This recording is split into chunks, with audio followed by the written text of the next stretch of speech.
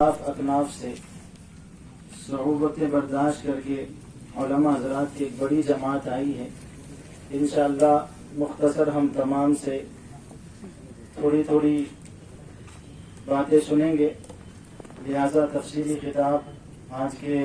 اس programme کے صدر حضرت مولانا صابر صاحب شادی دامت برکاتہم کا اخیر میں ہوگا. اس سے قبل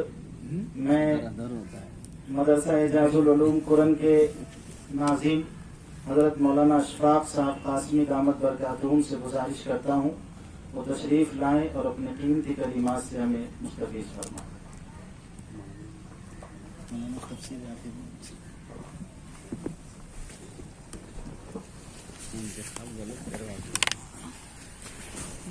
بسم الله الرحمن الرحيم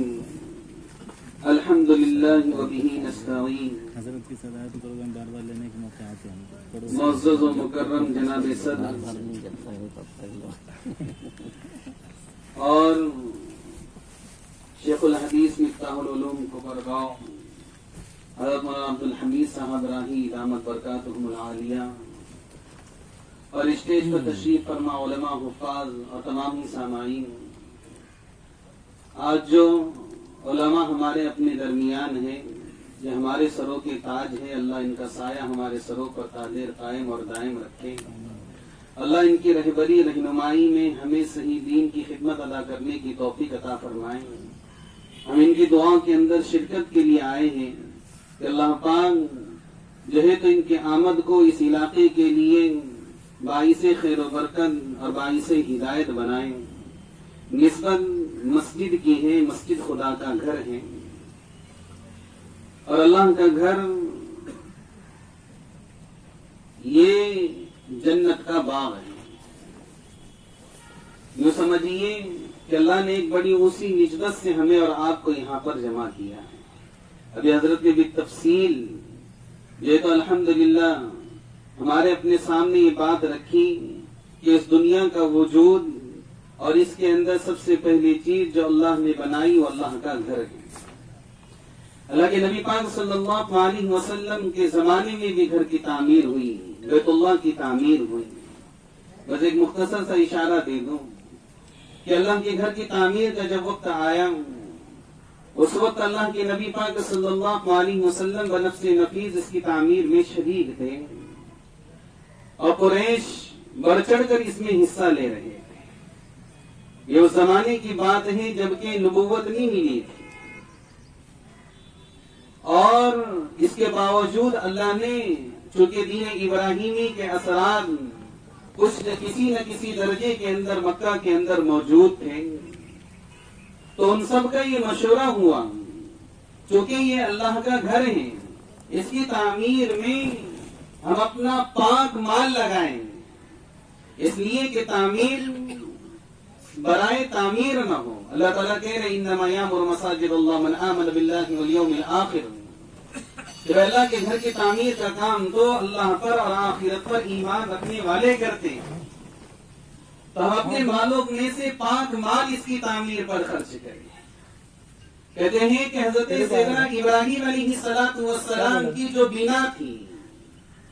اتنے پتھر موجود نہیں تھے کہ اس بنا کے مطابق جو ہے تو اس کی تعمیر کی جا سکے. تو وہاں مشورہ کر کے حتیم کا جو حصہ ہے اس کو چھوڑ دیا گیا اور بیت اللہ کو چھوٹا تعمیر کیا. اس کی وجہ یہ نہیں تھی کہ مکہ والوں کے پاس روپیہ پیسہ نہیں تھا لیکن بڑی وجہ اس کی سیرت میں یہ ملتی ہے کہ انہوں نے یہ مشورہ کیا تھا کہ ہم اس میں حرام کا روپیہ نہیں لگائیں گے. یہ بہت بڑی سوچنے کی بات ہے کیونکہ اللہ کا گھر ہے تعمیر کرنے والے اللہ ہیں کہ ہم جس درجے اخلاص کے ساتھ میں سیدنا ابراہیم و اسماعیل علیہ السلام نے جب اس گھر کی تعمیر کی اور اللہ نے ان سے تعمیر کا کام کیا اور سید الانبیاء محمد عربی صلی اللہ علیہ وسلم نے بیت اللہ کی تعمیر میں بھی حصہ لیا. پھر جب مدینہ المنورہ آپ تشریف لے کر گئے تو سب سے پہلا کام وہ اللہ کے گھر کی تعمیر تھی. تو اس میں کہا کہ قریش اس وقت تک کہ وہ ایمان نہیں لائے تھے اس وقت بھی ان کی یہ فکریں تھی کہ میں اللہ کے گھر کی تعمیر کے اندر کوئی ناجائز رقم نہ لگے گی اور پھر ہماری اپنی محنت ہماری اپنی کوشش اور ہمارے اپنی محنت سے کمایا ہوا حلال مال اللہ کے گھر کی تعمیر پر لگ جائے، یہ بہت بڑی بات ہے، کیونکہ یہ صدقہ جاریہ ہے۔ اس لیے کہ ایک مرتبہ جب اللہ کا گھر تعمیر ہو گیا، اب وہ قیامت تک کے لیے ہے، اور قیامت تک اس میں جتنی نمازیں ہوں گی، جتنے بھی خیر کے کام ہوں گے، وہ سب ہمارے اور ہماری نسلوں کے حصے کے اندر آئیں گے، کہ ہم رہیں نہ رہیں، لیکن یہ سلسلہ عبادات کا، یہ سلسلہ اذانوں کا، نماز کا، تلاوتوں کا قیامت تک چلتا رہے۔ تو ایک تو گزارش یہ ہے کہ ہم بھی دل جمعی کے ساتھ میں، ابھی ترکی کے اندر مسجد کا تعمیر کا واقعہ بڑا مشہور ہے، آپ نے سنا ہوگا کہ ایک شخص نے ایک مسجد تعمیر کی اور بڑی عالی شان۔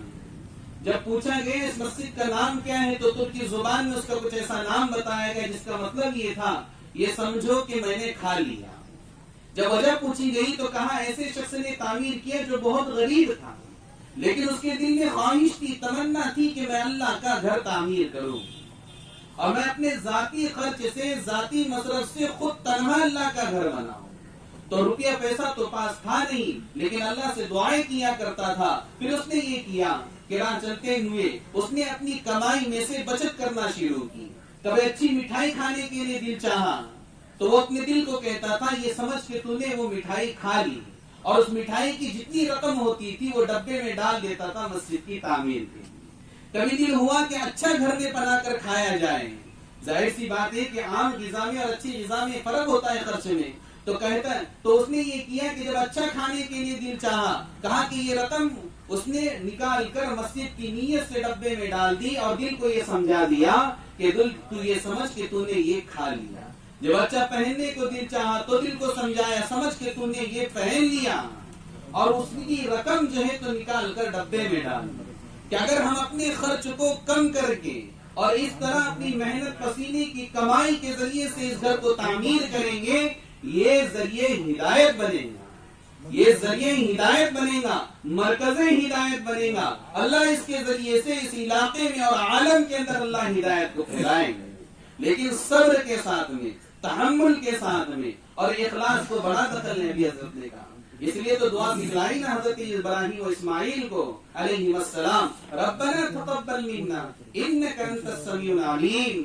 کہ اللہ قبولیت اصل ہے اور قبولیت اخلاص کی بنیاد پر ہوگی، بغیر اخلاص کے عمل چھوٹا ہو چاہے بڑا ہو وہ قبول نہیں ہوتا۔ یہ سنت ابراہیمی ہے کہ ہر عمل کو کرنے کے بعد اللہ کی بارگاہ میں ہم اسے پیش کریں کہ اللہ آپ اپنے فضل سے اسے قبول فرما لیجیے۔ تو ہم جو جمع ہوئے ہیں اسی مقصد کے تحت میں کہ اللہ کے گھر کی تعمیر کے اندر ہمارا کچھ نہ کچھ حصہ لگ جائے،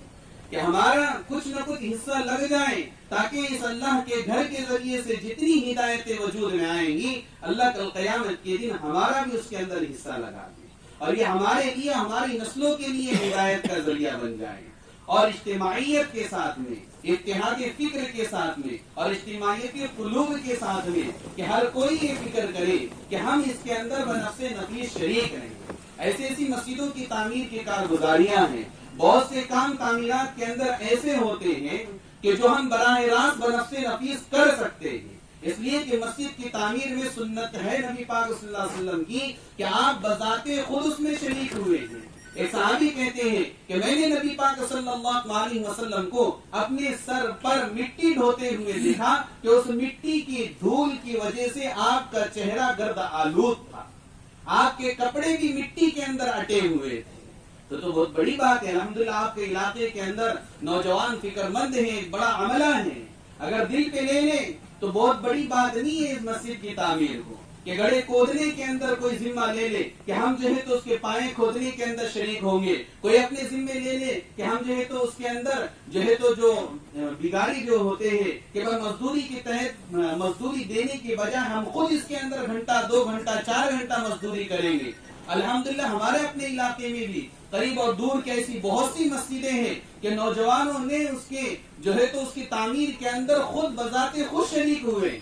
کہ ہم 2 گھنٹہ وقت دیں گے، اللہ نے جس کو مال دیا ہے وہ مال دے، اور جس کو اللہ نے وقت دیا ہے وہ اپنا وقت دے دے کہ جب تک مسجد کی تعمیر مکمل نہیں ہوگی میں روزانہ 2 گھنٹے مسجد کی تعمیر کے لیے دوں گا، میں 4 گھنٹے مسجد کی تعمیر کے لیے دوں گا، میں 6 گھنٹے مسجد کی تعمیر کے لیے دوں گا۔ اللہ نے جس کو مال دیا ہے وہ اپنی کمائی میں سے 1% روزانہ مقرر کر لے کہ جب تک کہ کام مکمل نہیں ہوگا میں اپنی کمائی کا اتنا حصہ روزانہ مسجد کی تعمیر کے لیے دوں گا۔ کریں گے سب فکر انشاءاللہ۔ ابھی جو بھی ارادے اور عزائم ہم سے کرائے جائیں گے ایک نیت اور عزم لے کر بیٹھے کہ انشاءاللہ